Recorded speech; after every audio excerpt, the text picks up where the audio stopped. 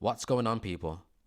I'm not going to make this intro too long, but this video is a collage of parts 1, 2 and 3 of the Byzantine/Russian icons meshed together in one big video. Now with that being said, like I mentioned, after this little icon series that I'm doing, the next set of videos I want to go over the family crest and coat of arms, aka showing the so-called black heraldry in medieval Europe. So, intro out of the way, parts 1, 2 and 3 in one big video. Please, if you haven't, like the video, subscribe. Let's get straight into it.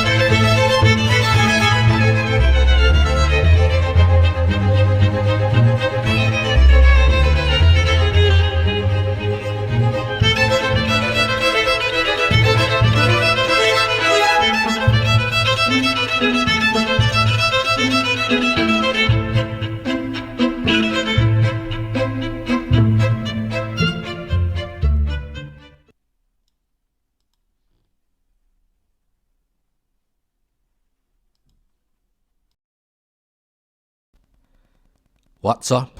What's going on, people? So I was going to make my usual Russian icons video where I showcase the authentic icons in a slideshow format with some classical music in the background. But in this Russian icons video, I want to give my commentary over it and probably delve into more historical aspects to provide context. With that being said, before we get to the icons, I always have an influx of new viewers. So I want to get this little intro out of the way. So with that being said, I want you guys to please focus on the image that you currently see in the background. What are we looking at?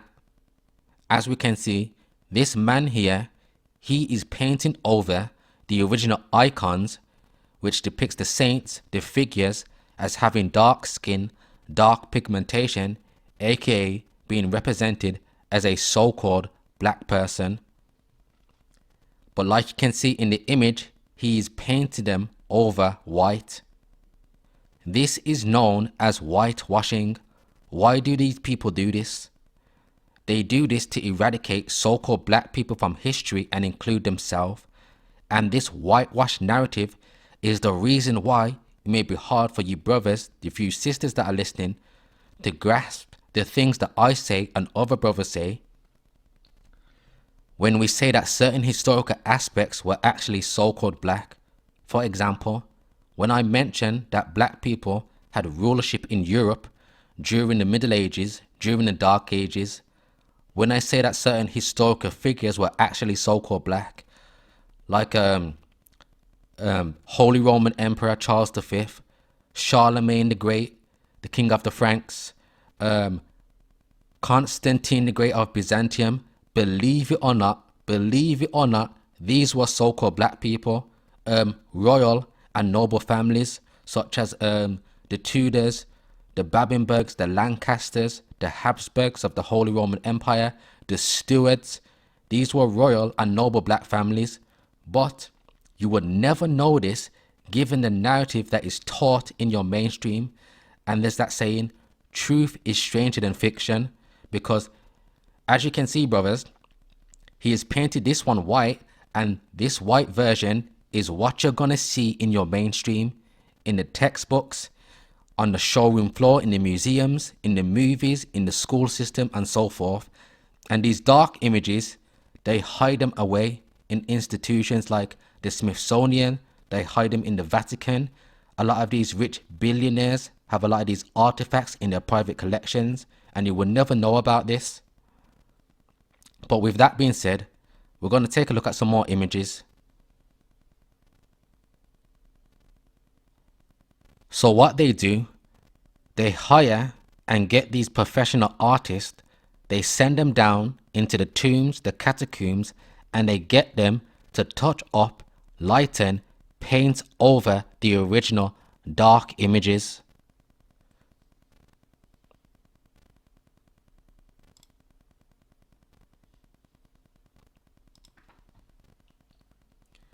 So here's a restorer, and that's another thing before I forget. Whenever you hear phrases and terms such as restored, reconstructed, refurbished, remodeled, renaissance, remade, these are basically dog whistles for them destroying the original dark artifacts, which shows them as people of color, and then painting them over white.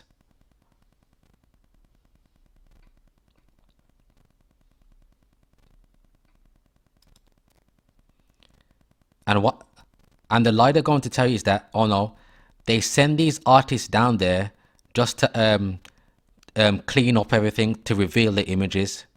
No, they're not. They are sending them down there, like I've mentioned, to touch up and lighten up the original dark images.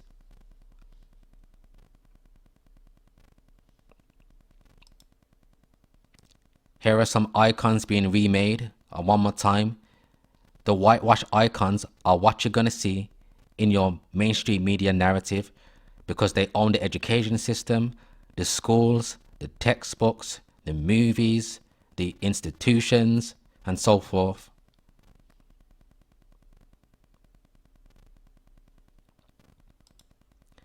And that's another thing. When I mentioned that basically ancient civilizations were all people of color, like the ancient Greeks before Alexander the Macedonian got up in there. Now, the reason why I mentioned Alexander the Great is because that's pretty much the first major rise of the Caucasian / Idumeans. But those original people, the original Greeks, were actually people of color. The Etruscans, the Minoans, of course, ancient Kemet, Babylon, Sumer. These were all people of color civilizations. Now, when it comes to these statues,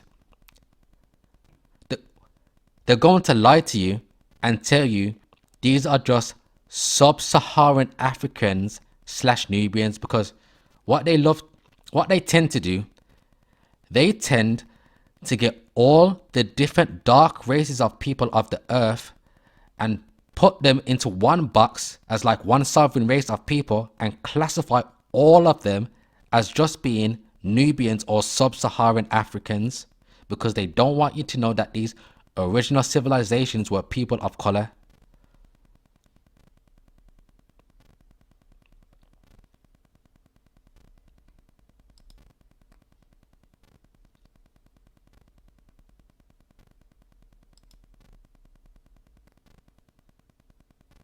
Oh yeah, I think I mentioned, when it comes to a lot of the statues, another tactic that they use, they tend to break off the noses and the lips to quote-unquote hide the negroid features, and to make them look racially ambiguous to the point where you can't tell.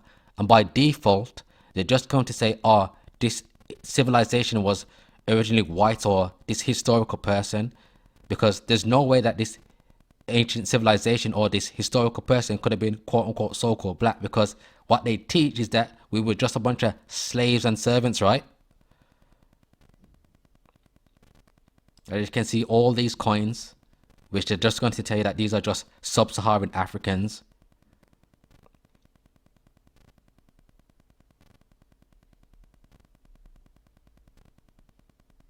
Or they're just going to tell you that they're slaves.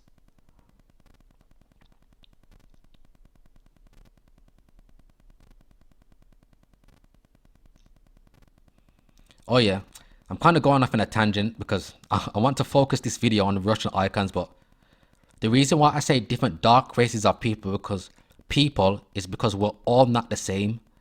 Of course, for those of you who read the scriptures, we know that the seed line goes through the father. Now, just take like ancient Kemet for example. The reason why a lot of you, for argument's sake, you Western blacks think you guys are the ancient Egyptians or people of ancient Kemet, it's because you think because they're so-called dark skin, we're dark skin, so we're all the same. Now, when it comes to ancient Kemet, these are Hamitic people. You know, your quote-unquote black Africans, your Nilotes. There are different dark races of people. We're all not the same. This is why they say things like, how can so-called black people be the ancient Egyptians, the Israelites, the Vikings, the ancient Europeans, the Greeks? It's because we're all not the same, but they love to put us all in one category of being only sub-Saharan Africans. But anyways, intro out of the way. I like to do that for the new viewers. Let's get to the Russian icons.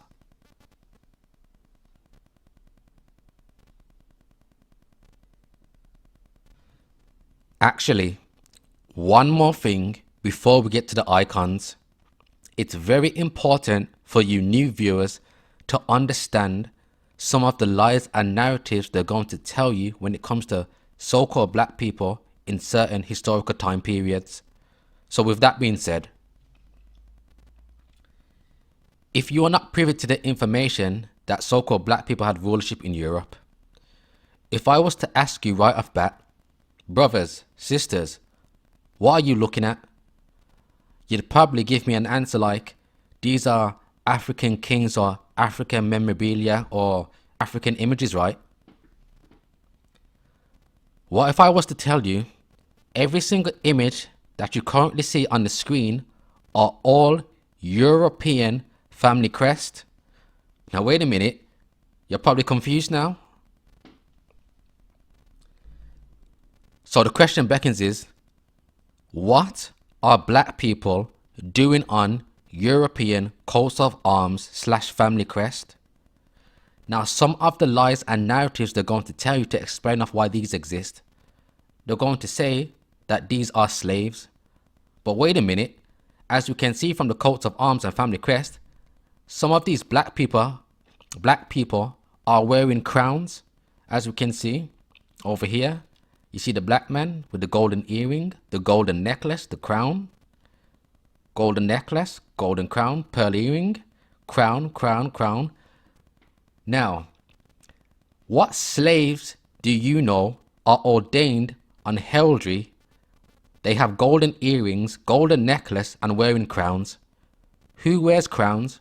Kings, queens, lords, dukes, rulers wear crowns. Slaves don't wear crowns. So they can't really go with a slave narrative. So what's another narrative they're going to tell you? Now they may tell you that all of these are renditions of Saint Maurice. Whenever you hear the term Saint Maurice, it's a straight lie, because Saint Maurice is a concocted narrative they try to use to explain off why they have black men in noble positions in Europe. Another lie they may tell you that these are conquered African kings that they decided to put on their family crest. But that narrative in and of itself defeats the purpose of a family crest, because a family crest, a coat of arms, represents your house, your symbol, your insignia, your family. You're not going to put another person on your family crest, let alone another race of people. And let me get this straight. You're going to put black people, quote unquote, slaves on your coats of arms or family crest and put crowns and golden necklaces on their head. Does that make any sense? So why do these exist? These exist is because what you are looking at, these are all noble European, medieval, Middle Ages families, nothing more, nothing less. But let's zoom in on some of these images. So let's look at these two statues down here. Now I've shown this in past videos before. Now as you can see, the black man, he has the regal clothing on, he has this silver chain, he has the golden chalice, and he has the shield with the double-headed eagle. What does that represent? That represents the insignia of the Holy Roman Empire. Like I mentioned at the start of my video, so-called black people ruled over the Holy Roman Empire, the Habsburgs. But they're just going to tell you that this is a statue of Saint Maurice. One more time, whenever you hear Saint Maurice, delete it out your head, it's a lie. Here's another statue of a black man in a suit of armor. It's not Saint Maurice. These are renditions of noble families in medieval Europe.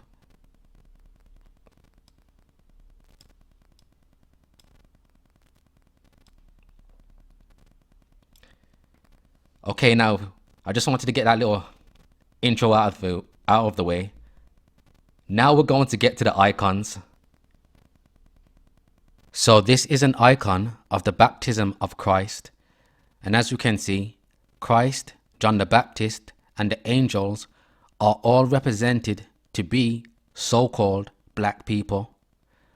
Now, another narrative they're going to try and run, they're going to say the reason why they have dark pigmentation is because over time it got dark.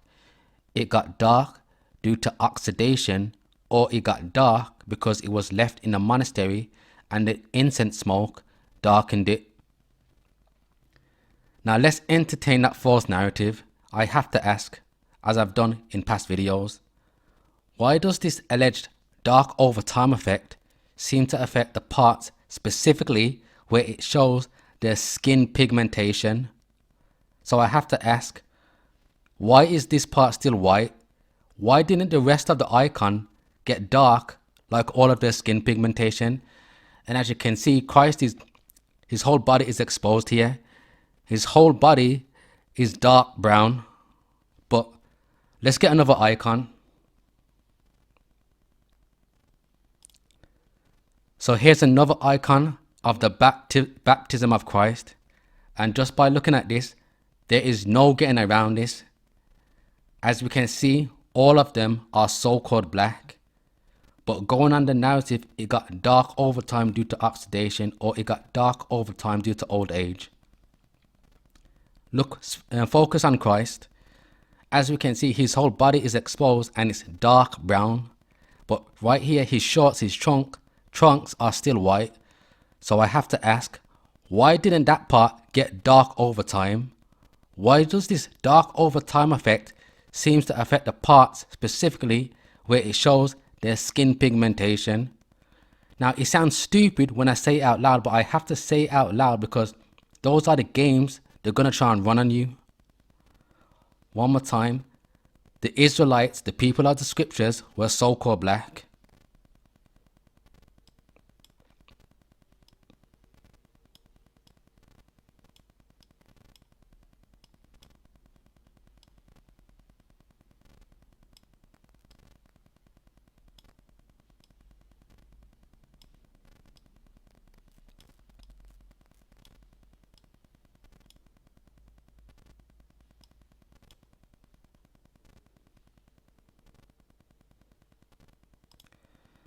So now here's an icon of Saint George the Dragon Slayer, and as we can see, all the figures are dark skinned, even though this icon is a bit withered.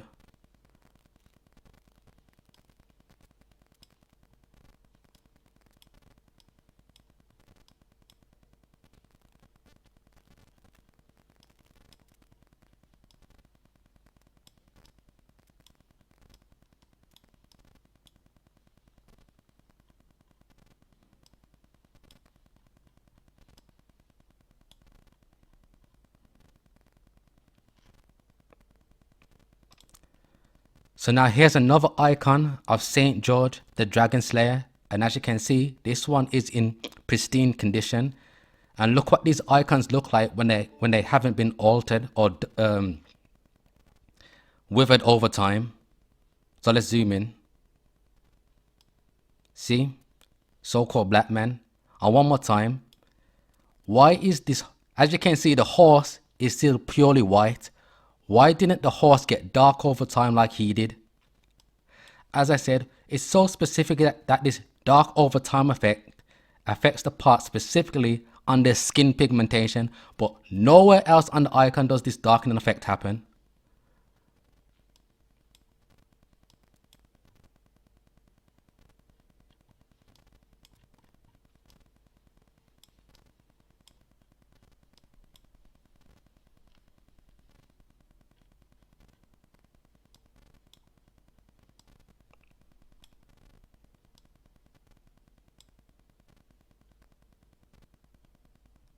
So here's an icon painting titled Saint Francis Preaches to the Crusaders. Now this was painted by a man known as Bonaventura, which was painted in the 1200s, located in Florence, Italy, at Chapel Bardi. Now to make a long story short and to super simplify it, basically Saint Francis was a man who came from wealthy parents. He got sick, he took a pilgrimage to Rome, he saw the poor and the poverty that was going on, came back, devoted his life to Christianity or Catholicism, donated to the poor. He was also known as patron saint of merchant and animals. Now with that being said, as you can see from the painting, from the icon, everybody is being depicted as so-called black people.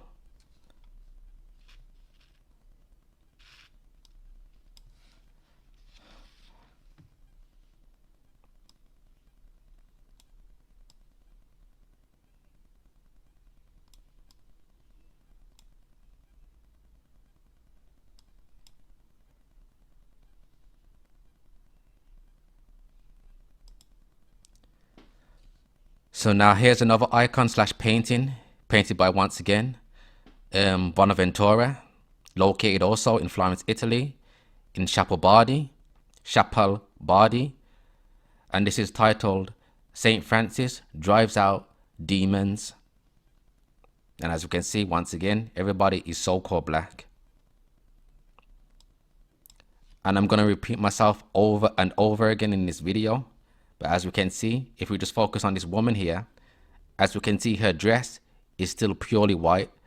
So I'm going to ask the question one more time. Why is her dress still purely white, yet her pigmentation is dark, if the narrative is that images like these get dark over time? As you can see, their pigmentation is specifically dark because they are representing so-called black people.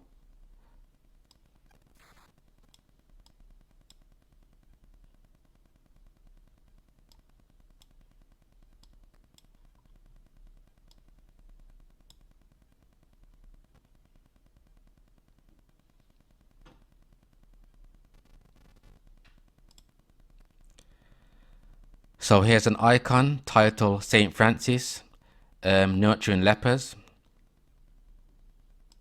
And one more time, everybody's so-called black. As we can see, Saint Francis is washing feet.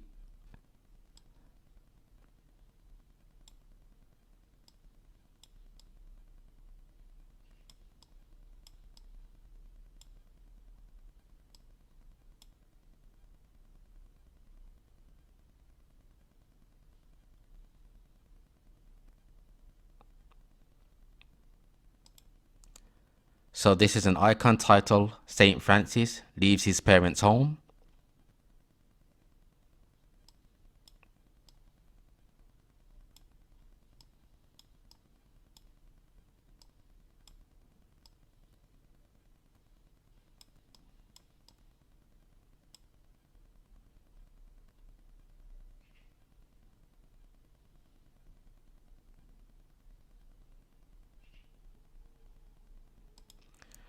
So this is a painting slash icon titled Saint Francis Receives the Rule of the Order.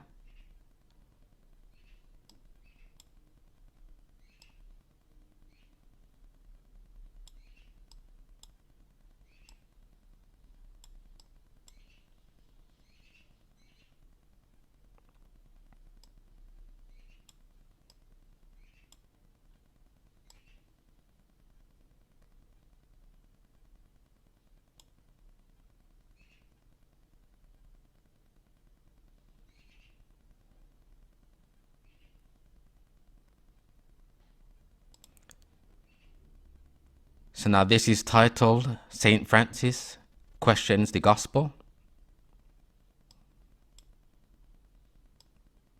One more time, just to remind you guys, all of these were painted by a man name known as Bonaventura. And these were all painted around the 1200s. Because once again, that was the time period where so-called black people were in rulership.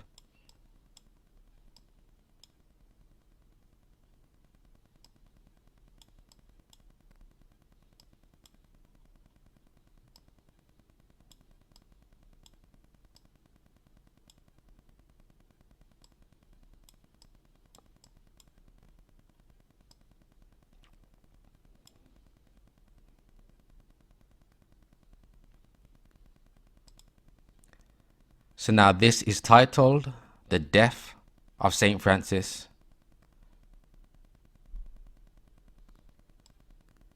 One more time, everybody is so-called dark pigmented.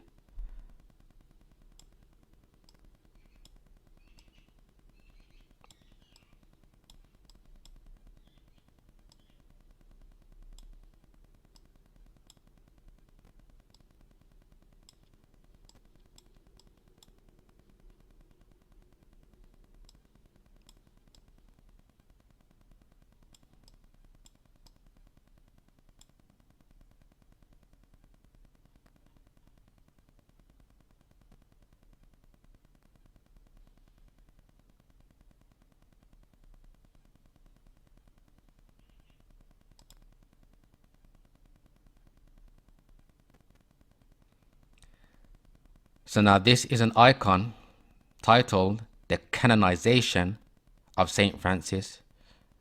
Now, Saint Francis was canonized by, I believe, was Pope Gregory the Ninth. All so-called black people.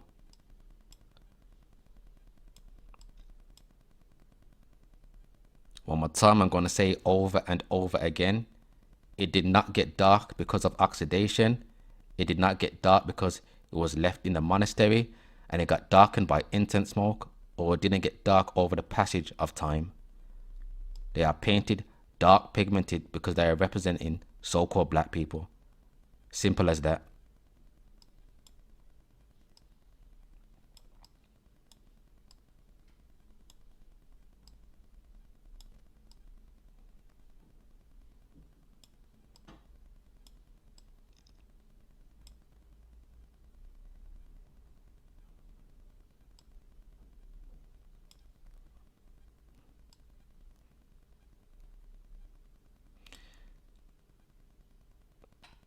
When it comes to, of course, Catholicism was like the main religion in Europe, and the Catholic Church was started by so-called black people, and basically it's just ancient Babylonian teachings mixed in with the scriptures, because, our people's rulership in Europe was not righteous. And skipping forward ahead a couple hundred years after all of this, when it comes to King James was making mockery of the Catholic Church and the Pope, because he was saying, and as you can see, they canonize and they worship and they deify saints, thus regular men.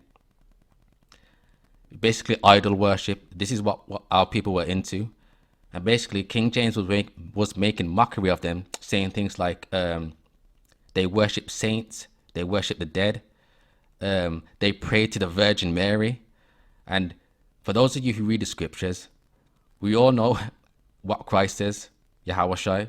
He says, our Father who art in heaven, not our Mother Mary. But this is what a lot of the Catholics do. They pray to Mary, but it's not actually Mary. That's what they tell the public. When you see the image of the woman and the child, it's just basically Semiramis and Tammuz, or the mother goddess and Nimrod, Aphrodite, Isis, the divine child. But they're just going to tell the public it's the Virgin Mary and Christ. And King James was making mockery, saying things like, let me get this straight. You're saying that the Virgin Mary is sitting at the right hand of the Most High, Yahweh, and basically Mary is answering people's prayers and sending them down. He had a huge beef with the Pope and the Catholic Church. That King James.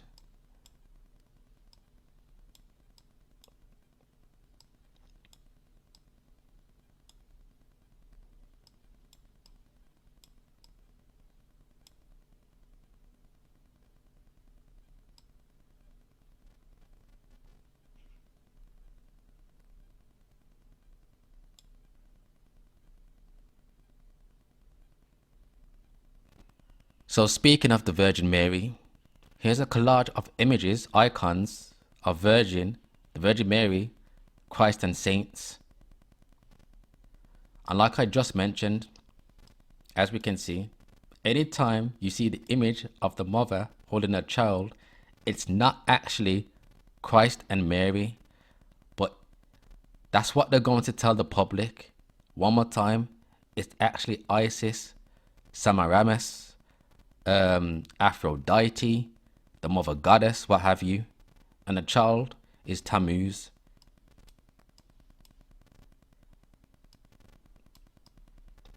And I just want to make it clear for you brothers, for you sisters, let's just say if you somehow get your hands on any of these icons, please don't hang them up on your wall in your house and start praying over them, because that's still idol worship. Do not pray over these images just because you found out these are so-called black.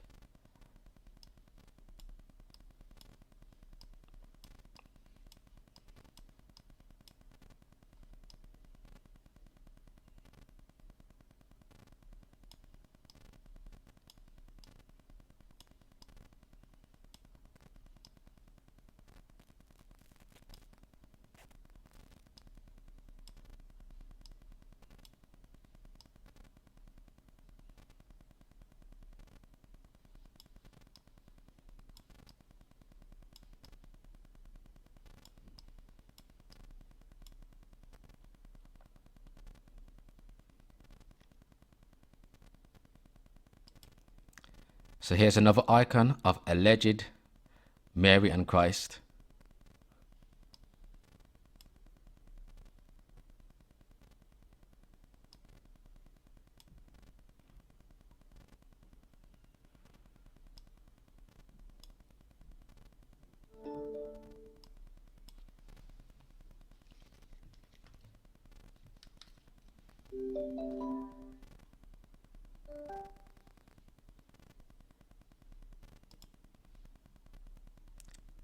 Now look at this icon, brothers. As you can see, everybody is so-called black. But if we zoom in here, look at this. As we can see, Mary is being deified. This is all pagan. Just because they're so-called black, it doesn't make it righteous. And like I've said many, many times, I'm going to say it again. When it comes to the popes and the clergy, they know what they're worshipping behind closed doors. Because, as I said, this woman, alleged Mary, is actually Aphrodite, Semiramis, Tammuz. I mean, not Tammuz, that's the child. Isis, what have you. They know what they're worshipping behind closed door, but they're just going to tell the public that this is Mary and Christ.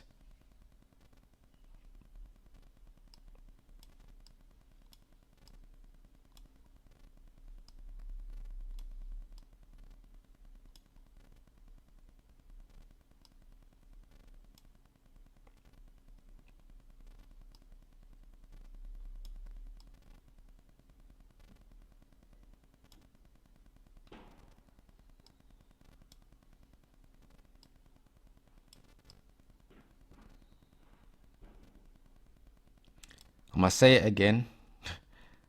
Christ literally tells us how to pray. You know, the Lord's Prayer. Our Father who art in heaven, holy be thy name.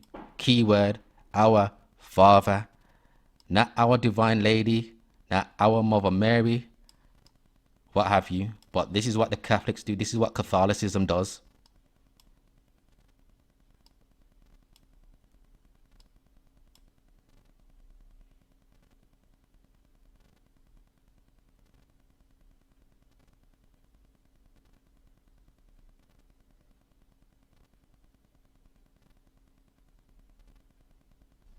Here's an icon of the Archangel Michael with some saints.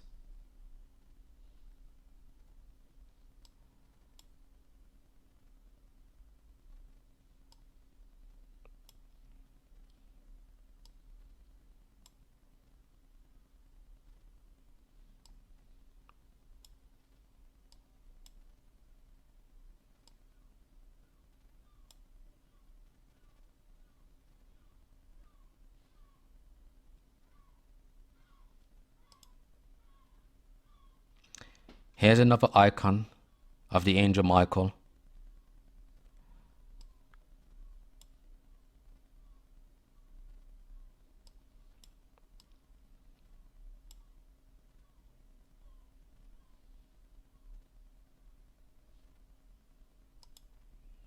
Here's an icon of the angel Gabriel.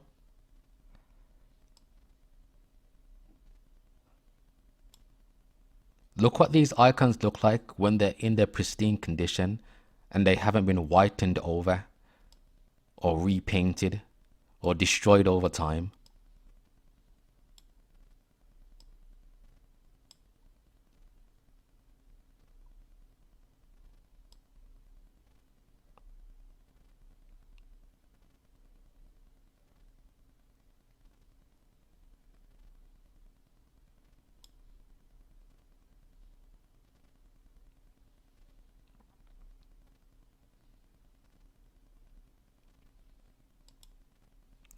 So here's another icon of the angel Michael.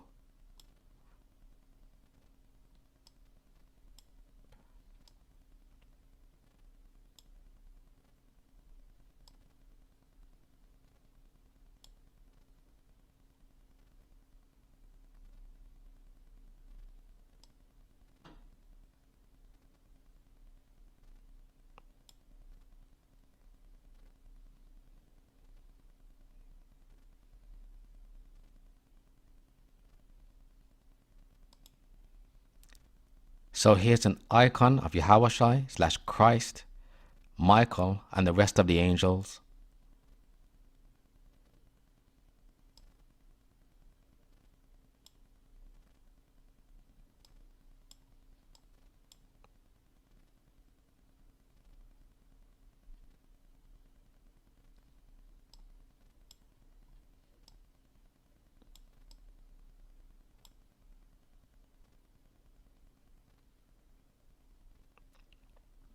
Of course, Christ in the middle. I'm assuming that's Michael at the top and the rest of the angels at the side.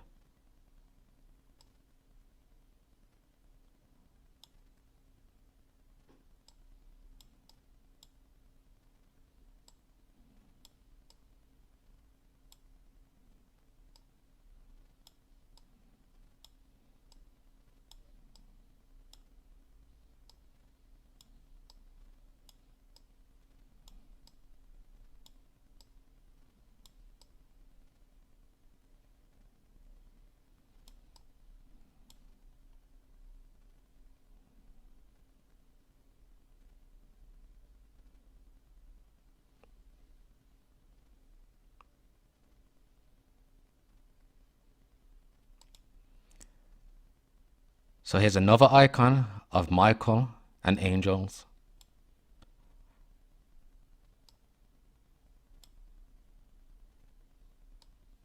All so-called black.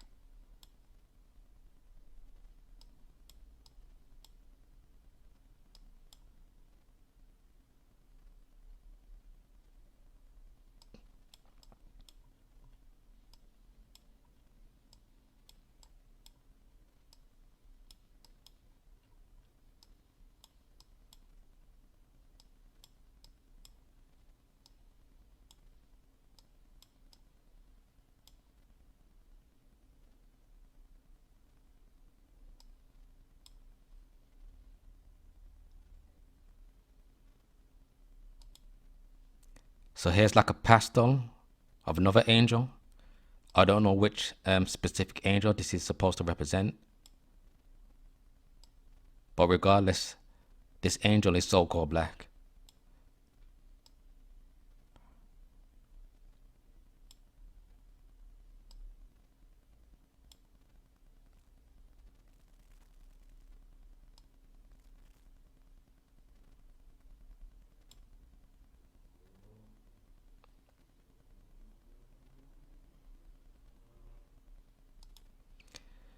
So here's an icon depicting the angel Raphael and Tobias.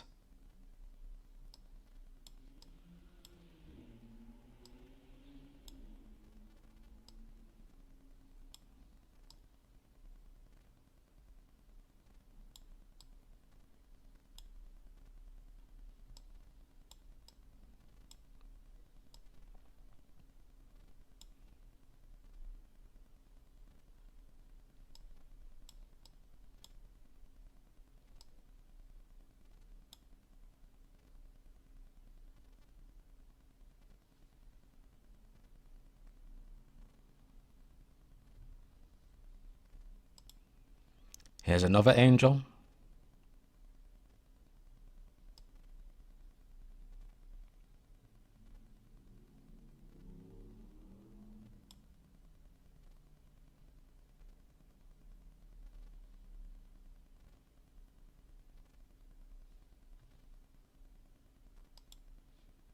Another one.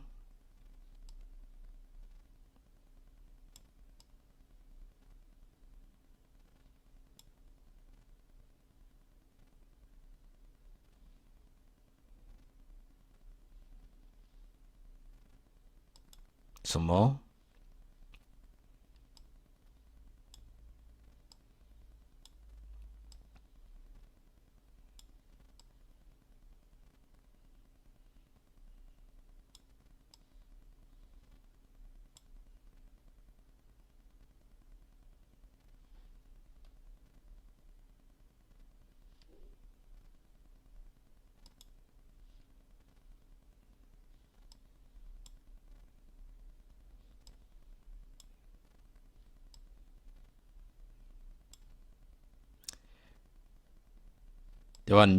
There's no getting around any of these images. Brothers, sisters, please don't let them lie to you and tell you that these got dark over time.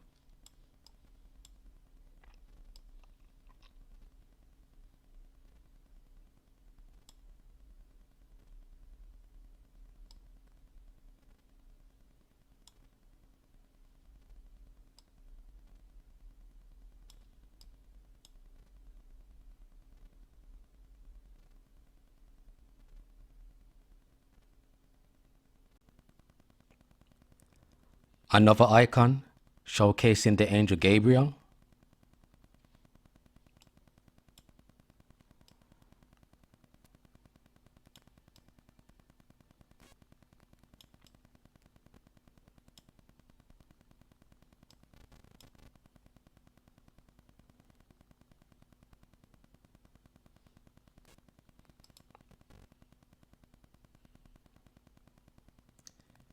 Here's an icon showcasing the 9 martyrs of Cyzicus.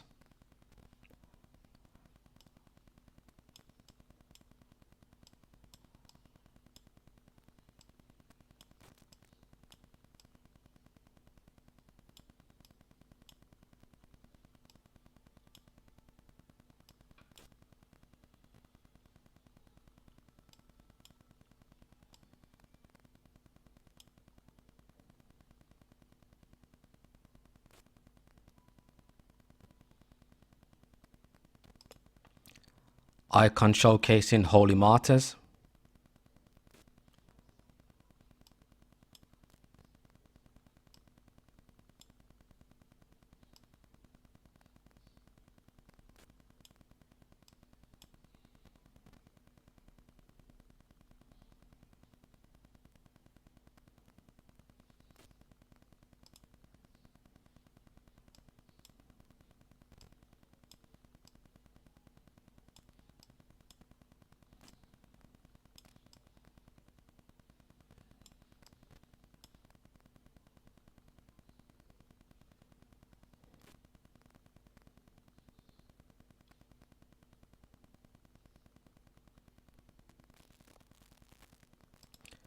Icon depicting King Solomon.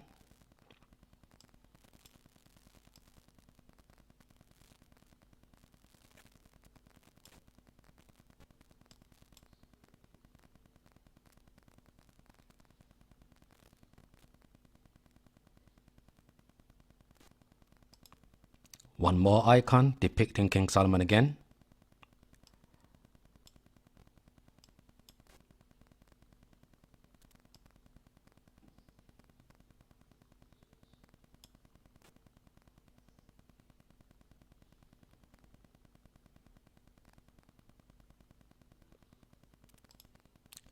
Icon depicting King David.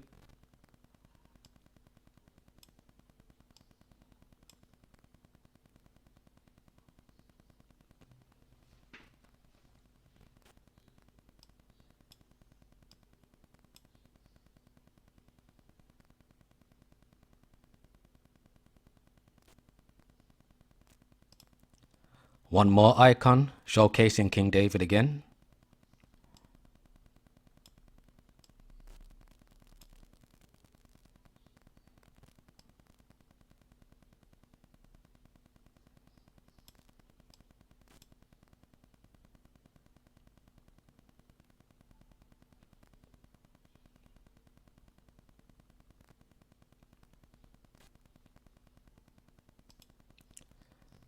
Icon depicting the birth of Christ.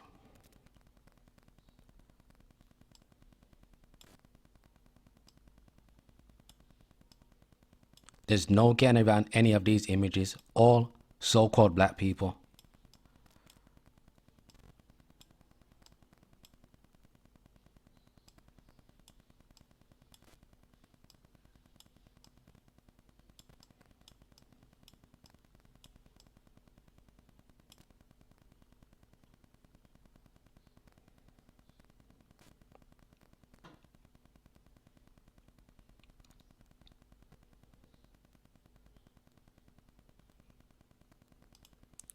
Icon depicting Christ enthroned, or Christ with selected saints.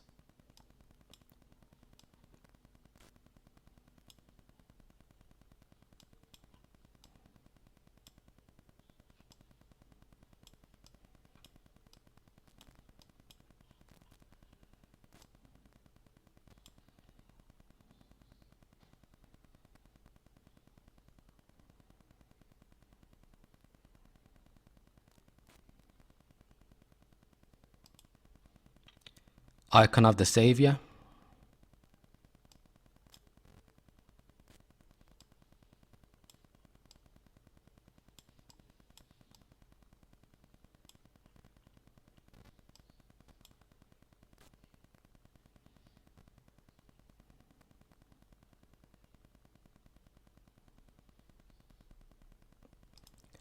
Another icon of Hamashiach / Christ.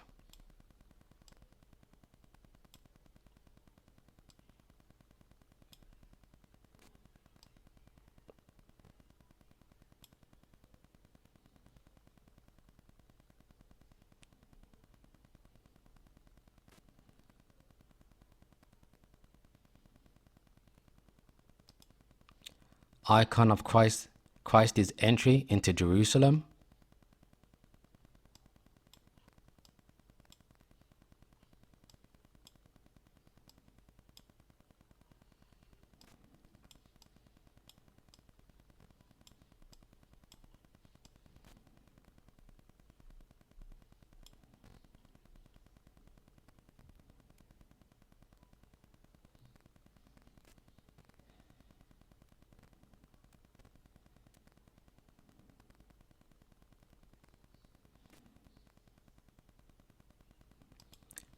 Icon of Christ in his youth.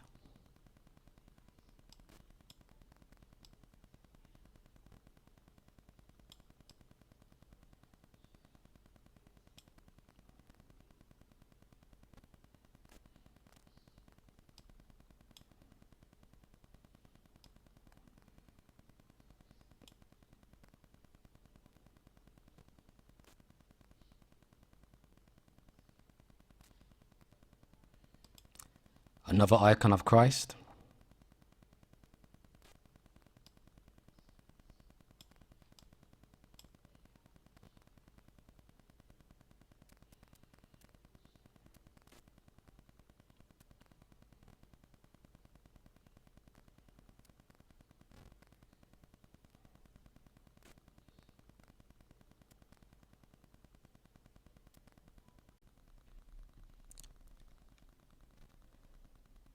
Here's an icon of the resurrection.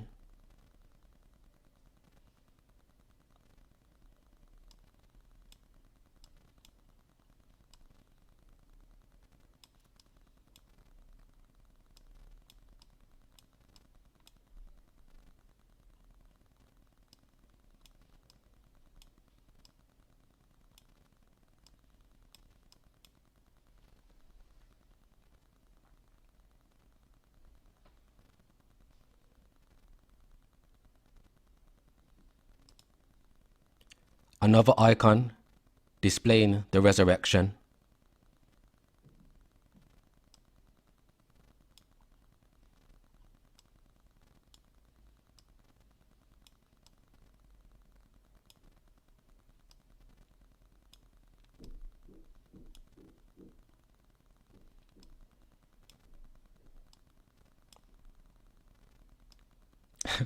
The brothers on the side got some clean throws.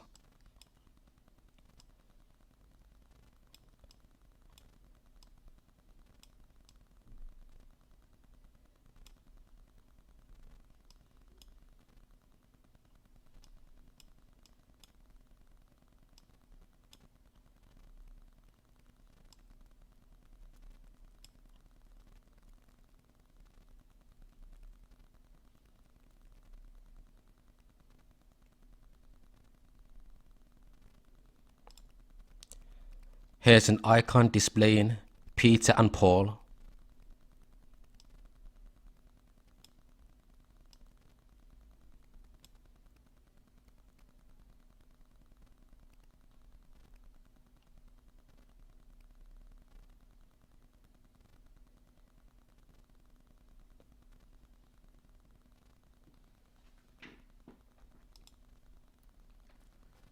Now here is a manuscript showcasing Christ healing the leper.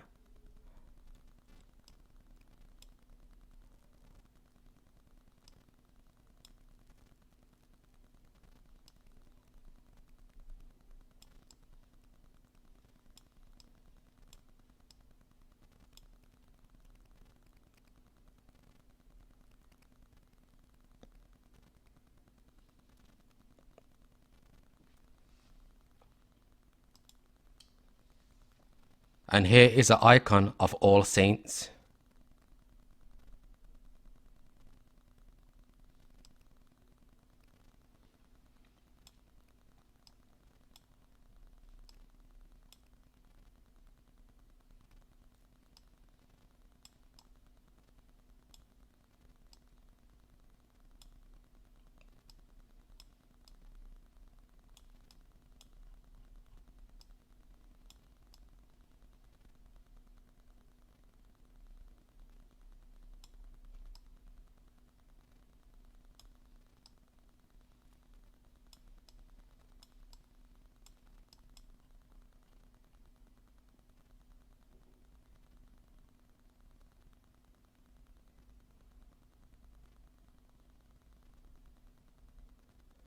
So I mentioned at the start of the video that Constantine the Great was a so-called black man. So here is an icon showcasing Constantine the Great and his mother Helen being so-called black.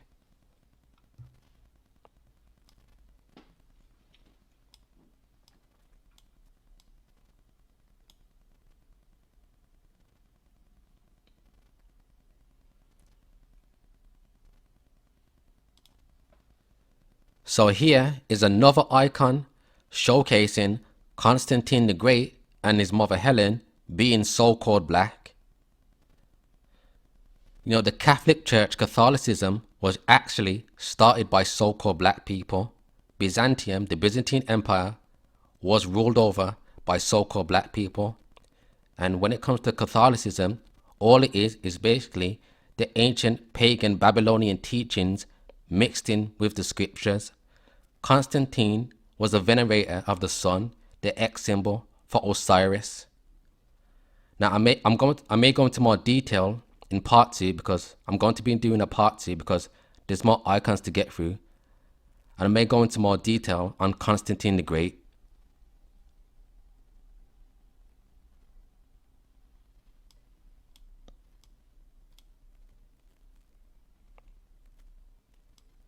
Oh, and one more time, brothers, sisters, just because you find out these people were actually, these historical figures were actually so-called black, please do not put them on a pedestal.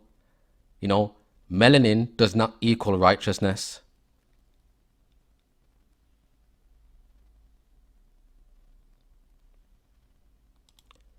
So now here is a coin showcasing Constantine the Great. Now look at the features. Or a medallion, sorry. But look at the features.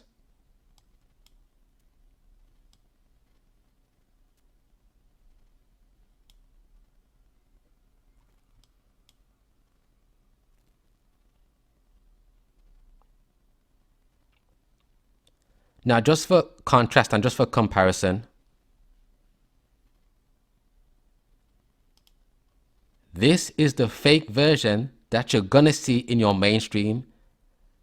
This is the image, these are the busts, the statues that you're gonna see on the showroom floor in the museums when you type in his name on the Google search engine, when you watch documentaries on Constantine the Great.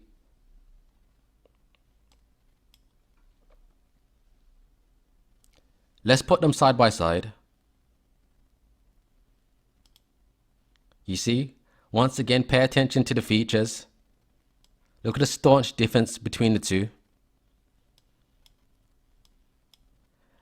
And that's not to say that, oh, before I get to that, one more time, this is the reason why they break off, when it comes to busts and statues, why they break off the noses and the lips to hide those quote-unquote negroid features. And it's not to say that every so-called black person, of course, has, you know, the wider nose and the fuller lips, because so-called black people come in all forms, shapes, sizes, and phenotypes.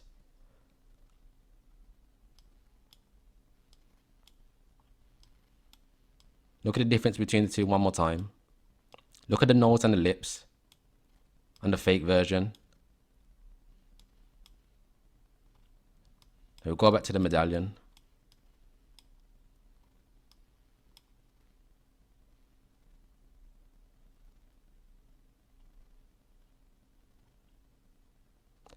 So now let's look at a contrast with the icon.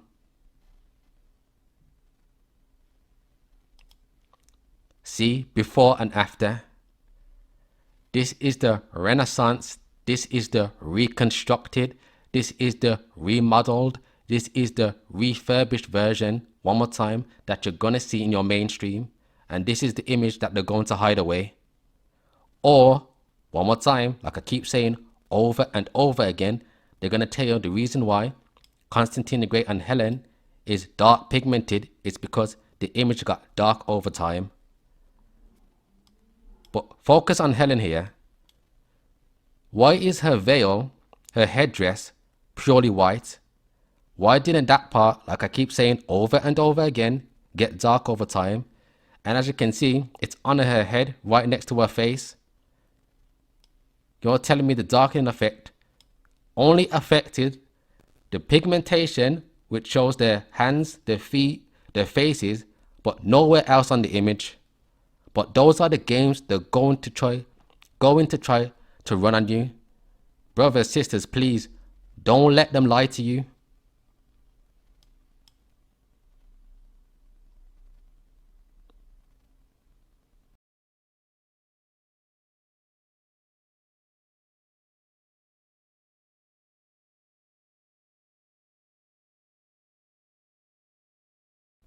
So here is an icon showing multiple icons within the icon. And as you can see from some of the figures, I'm assuming some of the figures on the side are the apostles. We have some angels here. We have the angel to the side. Of course, supposedly Christ and Mary. Now the reason why I say supposedly Christ and Mary, as I mentioned in part 1, brothers, sisters, whenever you see the image of a mother holding a child like this, it's actually in worship of the mother goddess and her divine child. She's also known as Semiramis, Semiramis Aphrodite, the divine mother. The child is also known as the divine sun or Tammuz. But of course, and this is what Catholicism does, but they tell the masses, they tell the public that it's the Virgin Mary, in quotation marks, and Christ. And like I mentioned, even if this was the Virgin Mary and Christ, you're not supposed to be worshipping and bowing down to image and statues regardless. But this is an icon showcasing video, so point being is that, as you can see, all the figures are so-called black.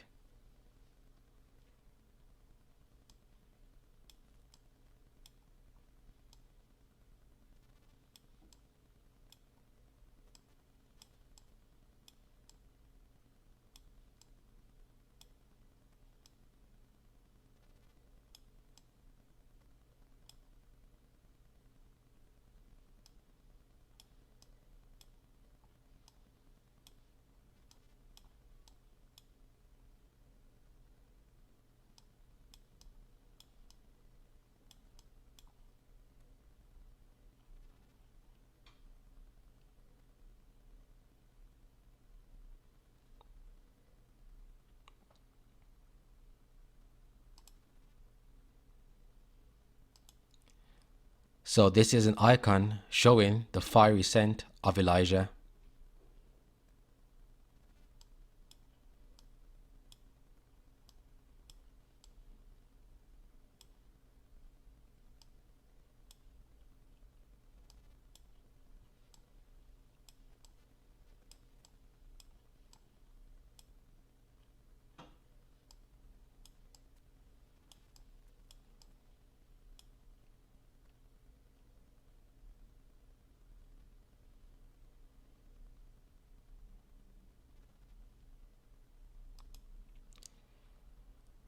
So this is another icon showing many icons within the icon of various figures. As you can see, there's Christ. This is most likely the Apostle John. Of course, there's Mary. Point being, once again, that all of them are so-called black.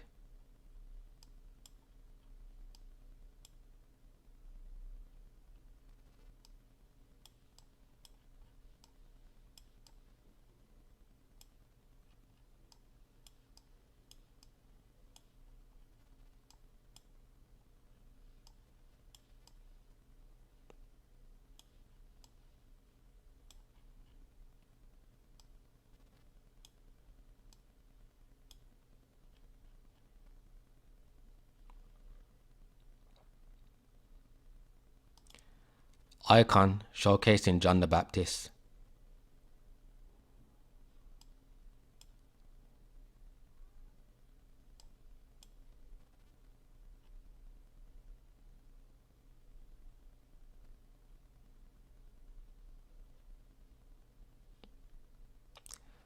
Another icon showcasing John.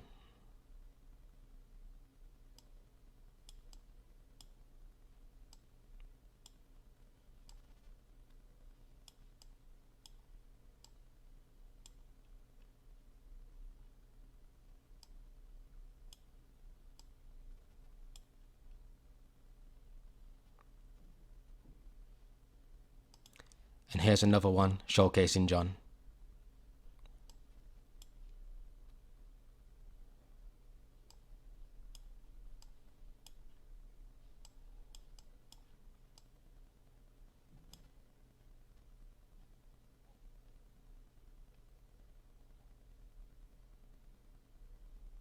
So this is an icon showcasing Prince Mikhail or Michael, and he was Grand Prince of Kiev from 1236 till 1239, and this icon is showcasing him sending his boyar to St. Nikita.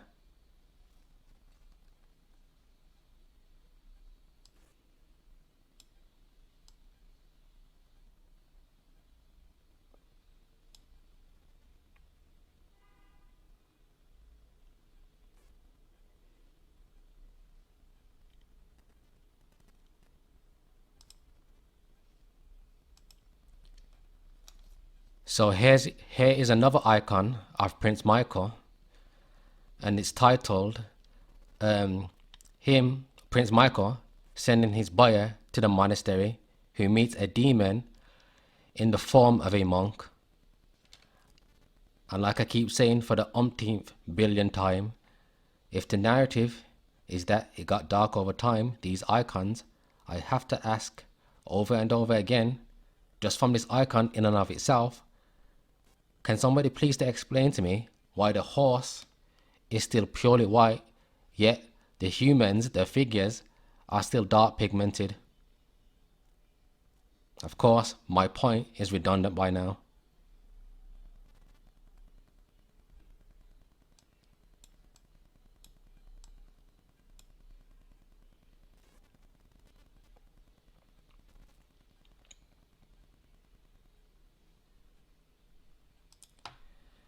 So this is an icon of Abraham's bosom, and this is Abraham is shown with two other patriarchs, his son Isaac and his grandson Jacob, and the 12 sons or the 12 tribes of Israel.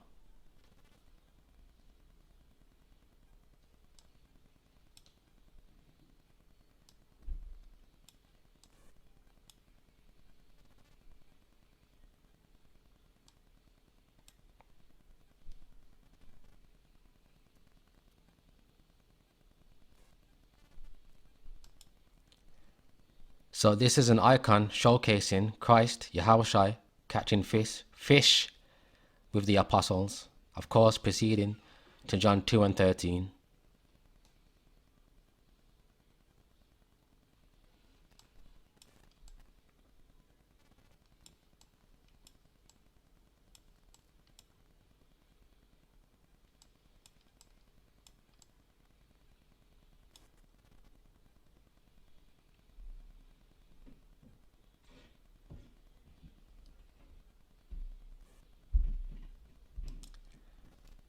So this is an icon showcasing the expulsion of Adam and Eve out of the garden.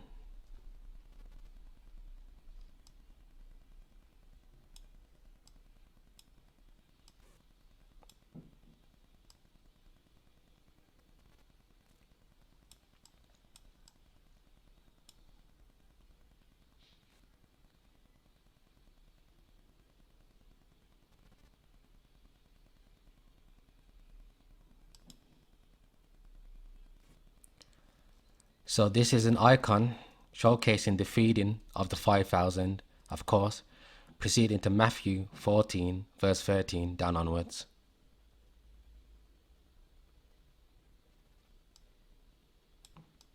As you can see, there's Christ, Yahushua, breaking the bread.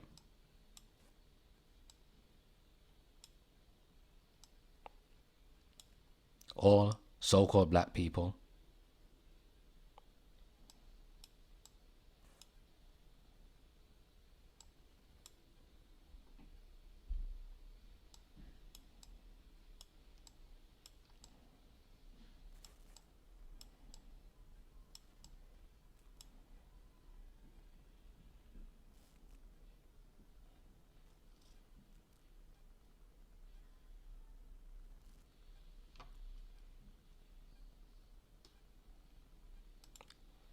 So this is an icon showcasing Saint Nicholas.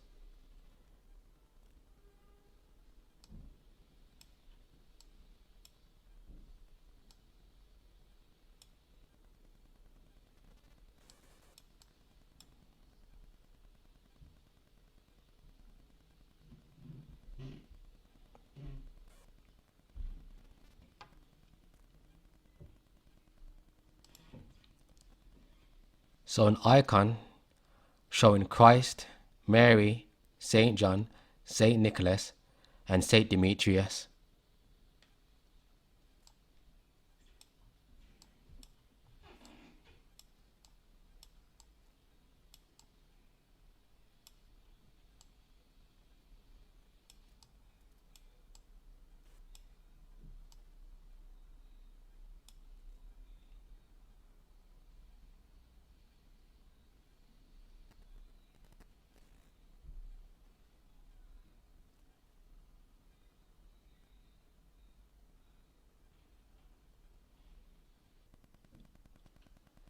So this is an icon showcasing Vladimir I, also known as Vladimir the Great, and his two sons, princes Boris and Gleb.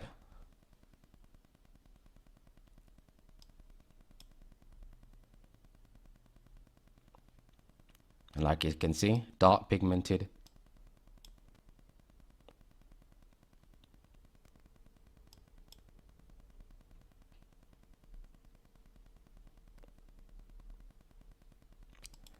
Here's another icon of Vladimir, Boris and Gleb.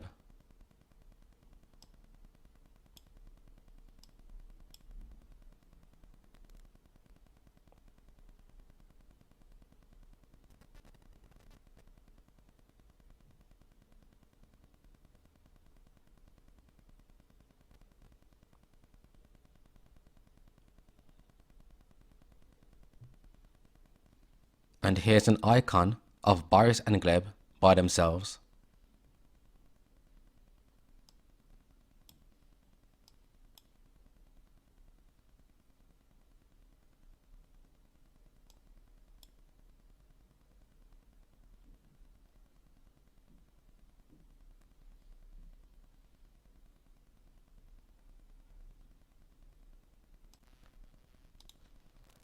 So now we're going to read some information about Boris and Gleb and how they passed away.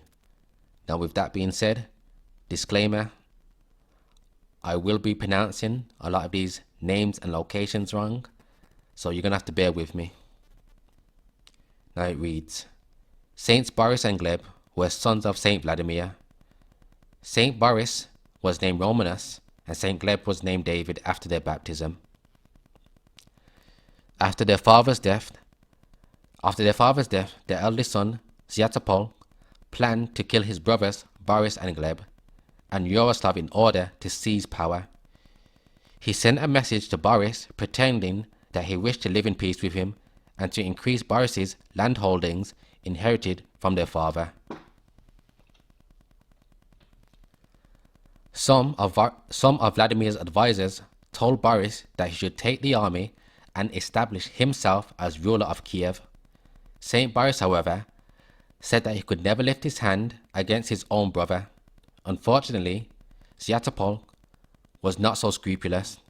He came to the town of Vesherad or Veshegorod, like I said, bear with me on my pronunciation, to ask its leaders if they were loyal to him.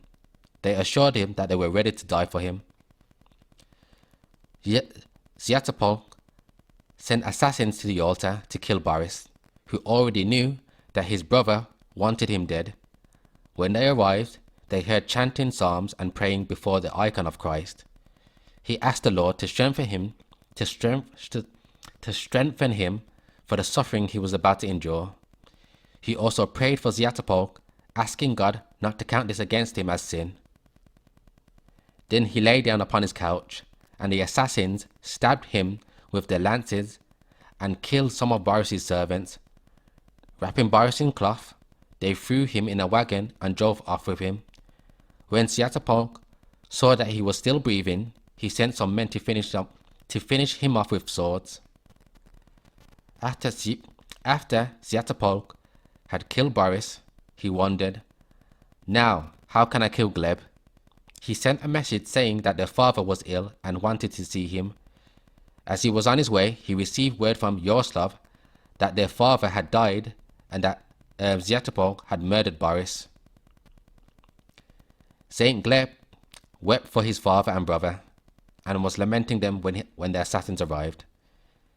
They seized his bow and drew their weapons, but it was Gleb's cook Torchin who stabbed him with a knife. The martyr's body was thrown onto the shore between two trees.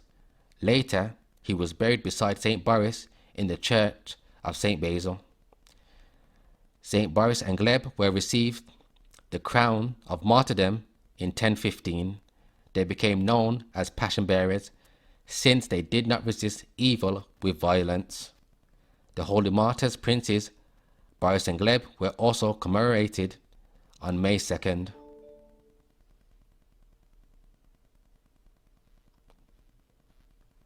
So here are the icons one more time.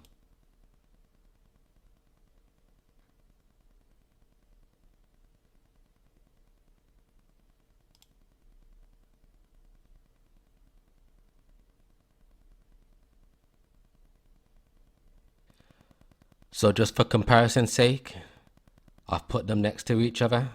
The authentic version next to the whitenized, refurbished, Renaissance and remodeled version.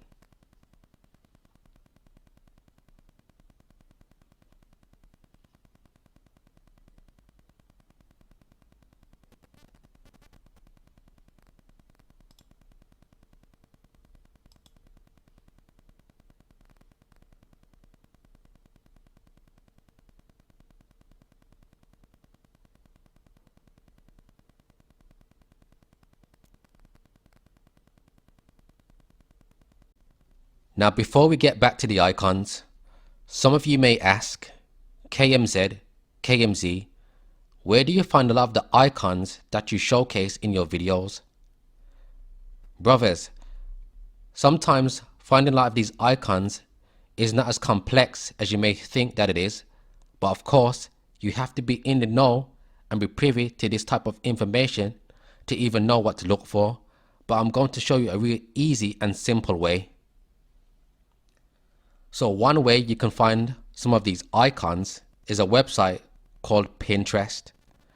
Now you go into the search bar and you type in words and phrases such as Black Russian icons, Black Europe, Black European coat of arms, Moor coat of arms, spelled M-O-O-R or M-O-H-R, Holy Black Roman Empire. Now I've typed in Black Russian icons and these are the results that come up.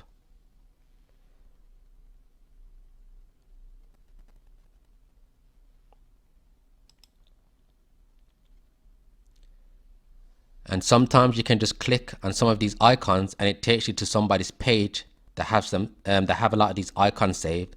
And sometimes you click on the icon and it can take you to a link where it showcases what's being displayed in the icon.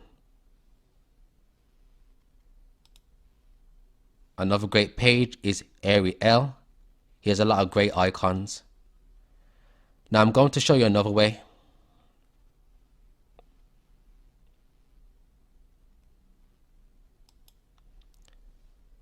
So let's just say you stumble across an icon, but you don't know what's being showcased or what event is taking place in the image.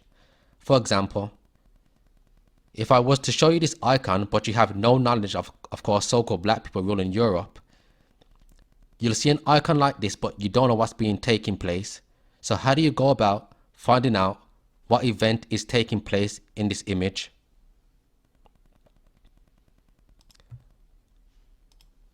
So one way you can find out what's taking place in a lot of these icons is you go into Google and you click the little camera by the microphone. This is Google Lens. Now it's going to ask you to upload a file. So of course you save the image to your computer and then you pull it in. So let's find the image. So here it is. Of course I already have it titled, but let's just say you didn't know what's being showcased in this image. So you put the image in Google Lens and look at this. To the right, it brings up a bunch of results. Now these websites will take you to like the original source or what's being displayed, and already you can see it's titled Saint Francis of Assisi Exorcise Demons. So let's just click on the first link.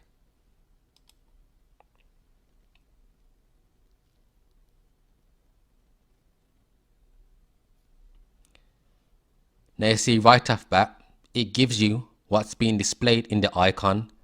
Saint Francis of Assisi, an exorcist of demons. So that's the event that is taking place in the icon. Like I said, sometimes it's not as complex as you may think that it is to find out about these icons. But of course, you have to be in the know and you have to be privy to this type of information and to even know what to look for in the first place. And let's just scroll down. And as you can see, it gives you more fine print details of the icon.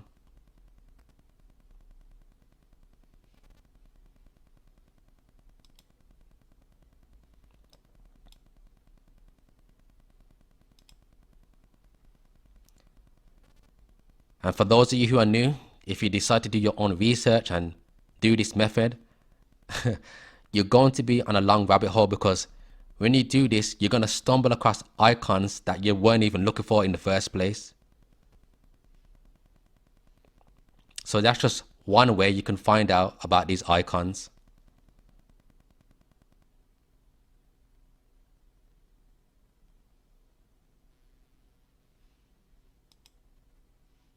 Okay, so now I'm going to show you some books about the black presence / black rulership in Europe.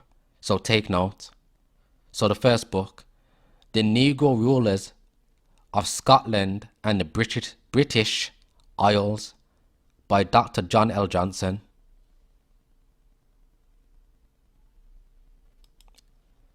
Next, Ancient and Modern Britons, by David McRitchie.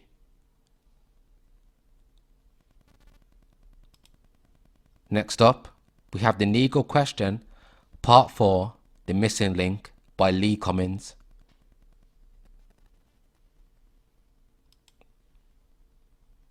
Next, we have Origin of the Anglo-Saxon Race, a study of the settlement of England and the tribal origin of the Old English people.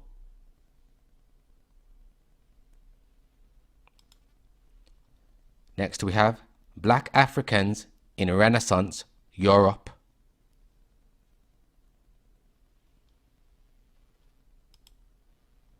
Next, When Scotland Was Jewish, DNA Evidence, Archaeology, Analysis and of Migrations, and Public and Family Records show 20th century Semitic roots.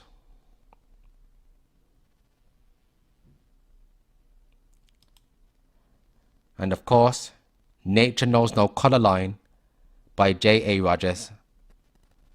And these are just some books for those of you who want to do your own research of the black presence / black rulership in Europe. But with that being said, let's head back straight to the icons.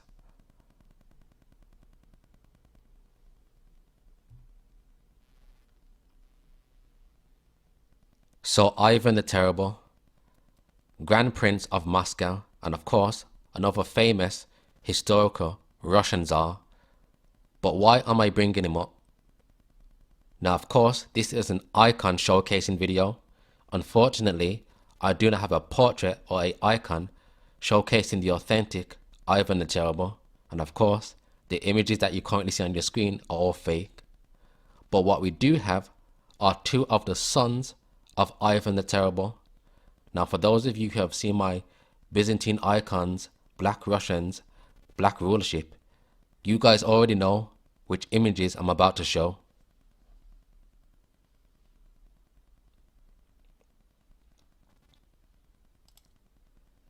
So this is the successor and one of the sons of Ivan the Terrible, Fyodor the First of Russia. Now let's get Fyodor's younger brother and one of the other sons of Ivan the Terrible. So this is Prince Dmitri of Russia, and this particular icon is found at the Solovetsky Monastery.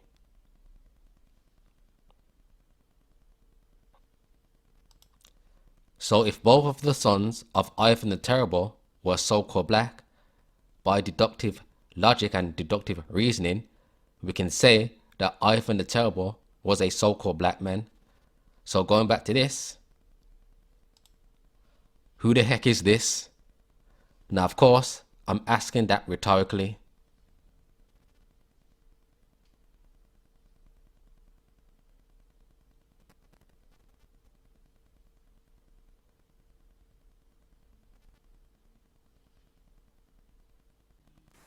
So here is an icon showing Basil the Blessed, and as we can see in the icon, he is a so-called black man. Now like I keep saying over and over again, if the narrative is that icons like these get dark over time, I have to ask, why is the robes here still purely white, but he's been pigmentation is dark. Why didn't his robes get dark over time? As a matter of fact, when we look at the whole icon, the whole background is white, yet their pigmentation is still dark complected. But of course, this is rhetorical by now.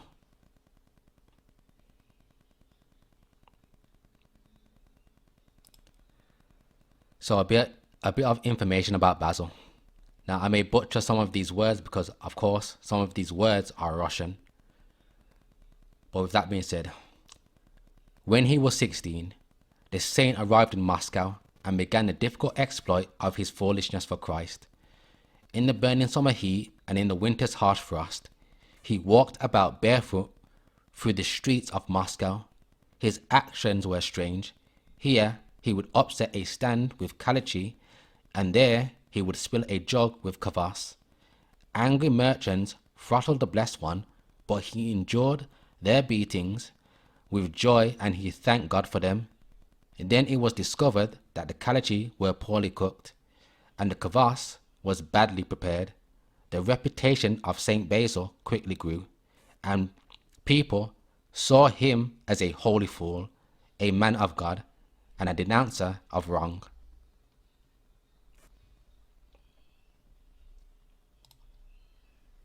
In an early icon, Saint Basil is portrayed as old with white hair, curling at the ears, and a short, curly white beard. He is completely naked and holds a handkerchief in his hand. So let's go back to the icon. As we can see to the left, of course, this is Basil.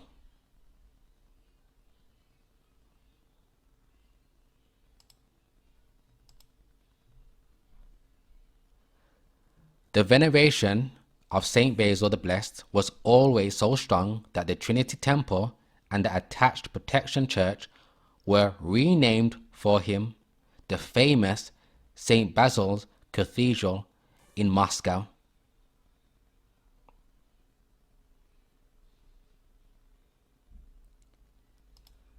So of course, this is the famous cathedral in Moscow, which of course is a huge tourist attraction in Russia.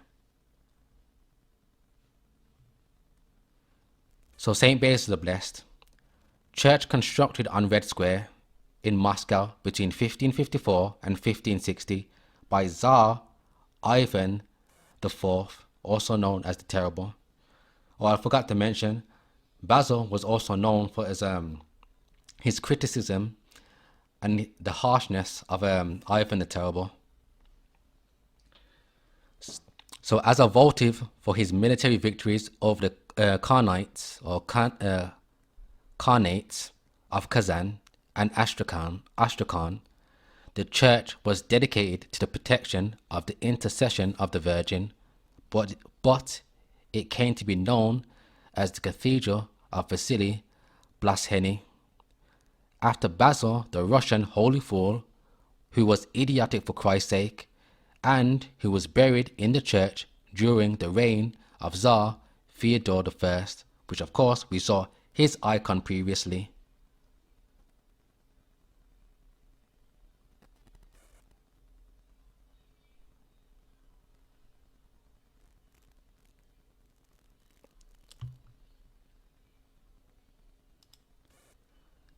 So this is a before and after.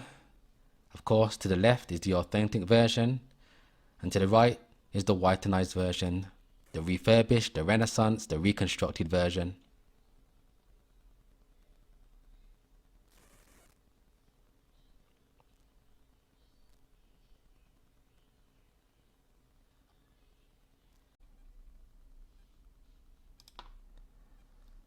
So I might be doing a part 3, part 4, I don't know, we'll see, because there's still many icons to get through. But I just want to let you guys know, after I'm finished done doing this little Russian icon showcasing video series, after that I want to go into the coat of arms and family crest. As we can see, I want to go into these and provide my commentary over it, going into more detail on some of these coats of arms and family crest. That's going to be after the little Russian icon series that I'm doing. No promises though, because I may come out with a different video that has nothing to do with these family crests. But with that being said, for those of you brothers and sisters who want to tip/donate to my video making efforts, you could donate/tip to me on Cash App, Patreon, YouTube memberships, or PayPal. With that being said, giving all praises to the Most High Yahweh in the name of Yahushai. Deuces.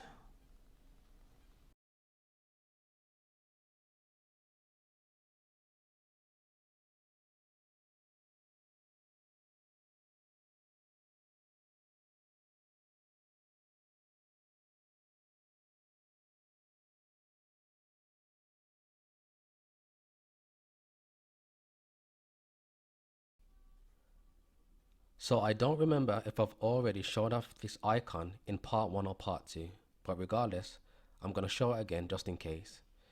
So here's an icon showcasing the creation of Adam and Eve, the eating of the forbidden fruit, and them being cast out.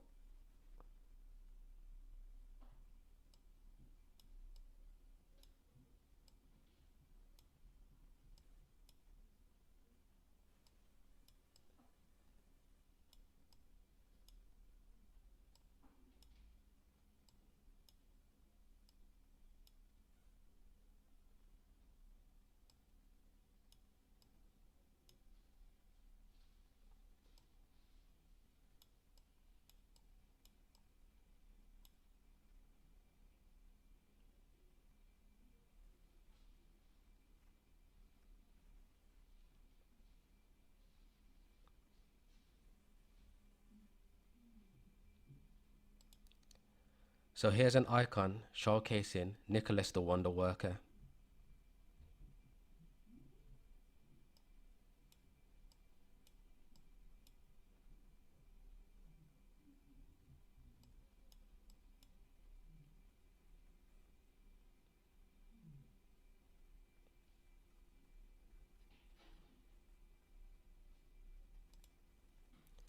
So here's an icon showcasing Saint Luke.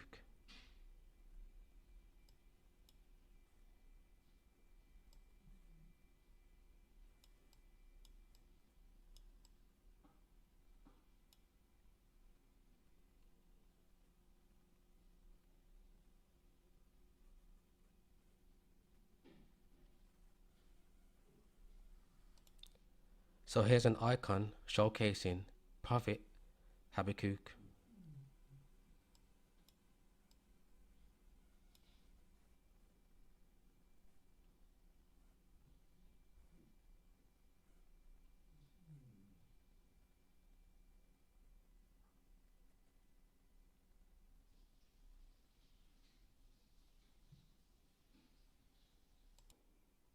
So here's an icon showcasing the Virgin Mary and Christ, allegedly, also known as the Black Madonna, also known as Theotokos, also known as Virgin Mary the Blessed, what have you.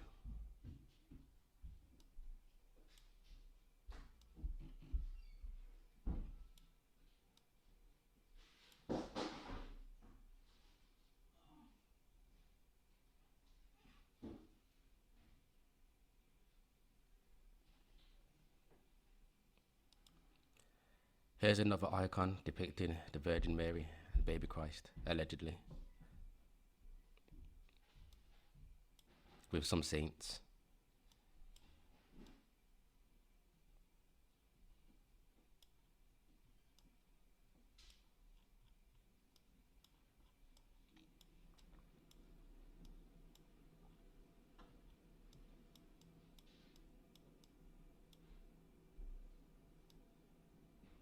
As you can see, all so-called black.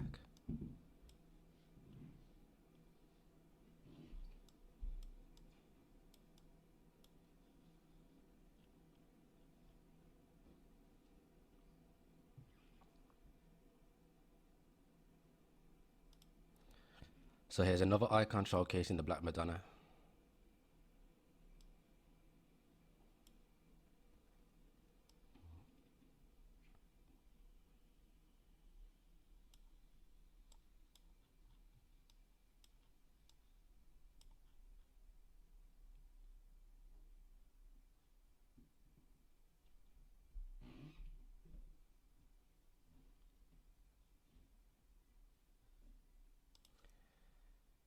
So here's another icon of Mary and Christ, supposedly, with some saints.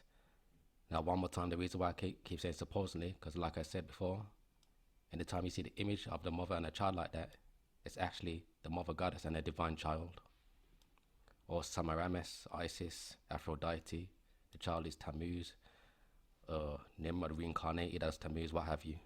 But they just tell the public that it's Mary and Christ, which is not. So this is why I said supposedly. But as I said, the main point of showcasing these icons is to prove that these people were so-called black.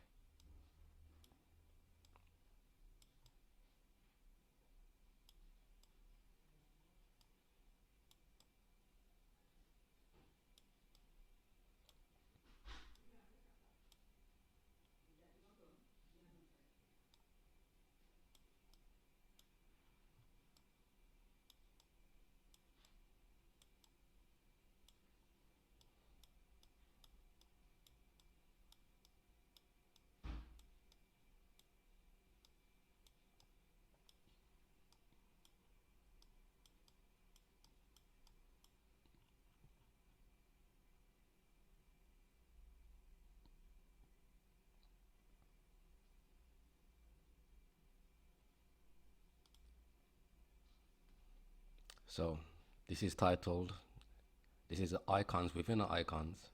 So Apostle Peter, Paul, Prophet Elijah taken up into heaven, Mary Magdalene, baby Christ, and Archangel Michael.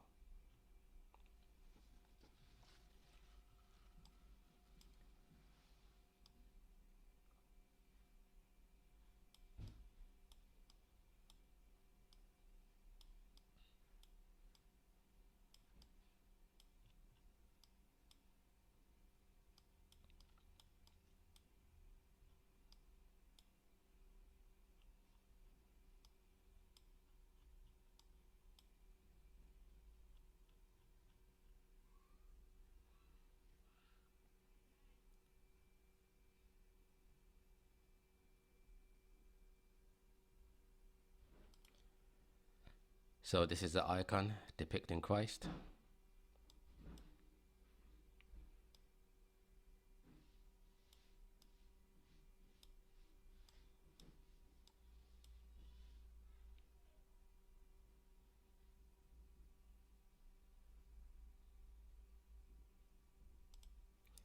Another icon of Christ with some saints, which I'm assuming some of these are the apostles.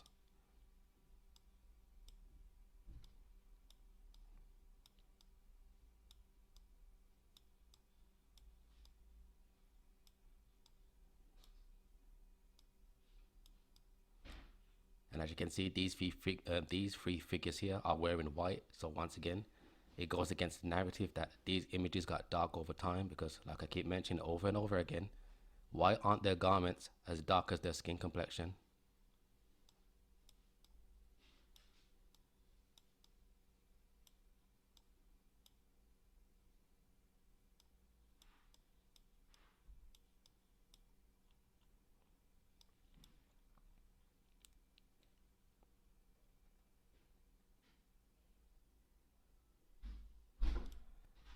Another icon showcased in Christ.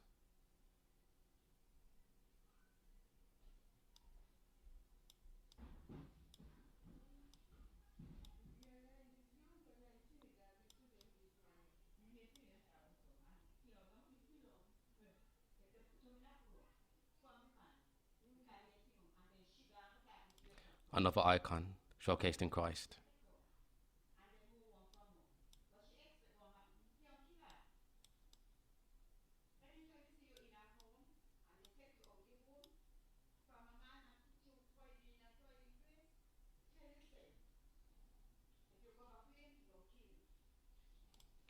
Another icon of Christ.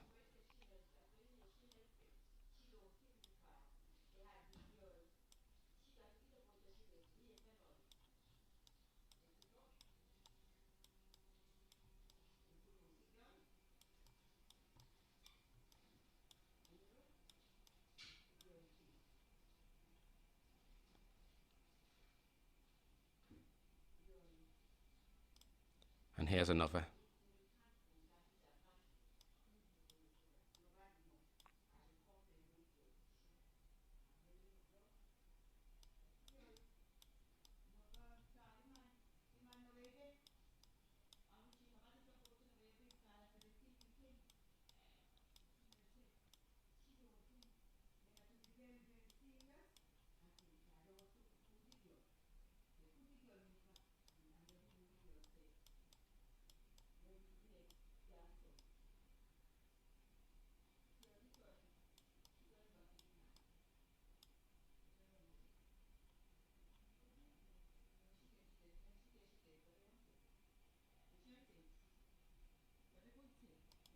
So here's an icon showcasing the resurrection of Christ.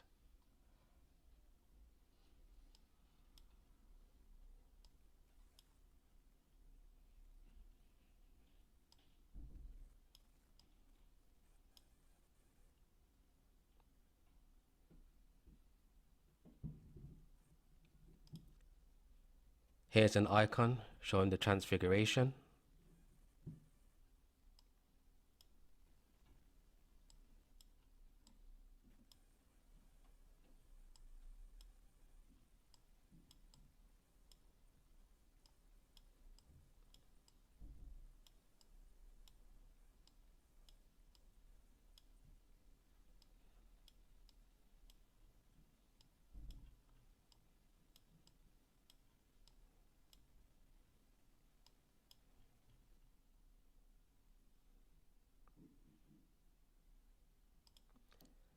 An icon showcasing Christ enthroned.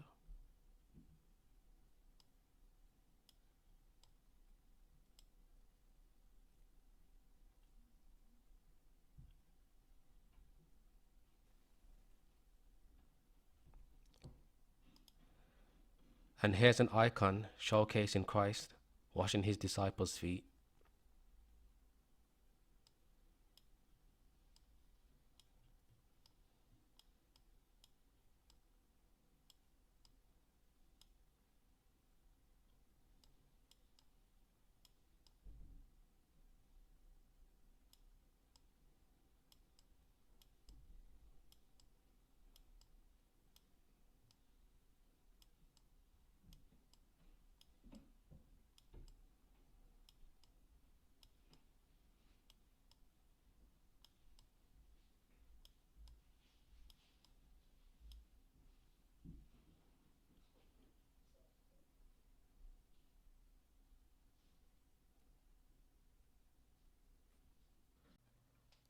And here is an icon showcasing Abraham, Isaac, Jacob, and the 12 sons of Israel.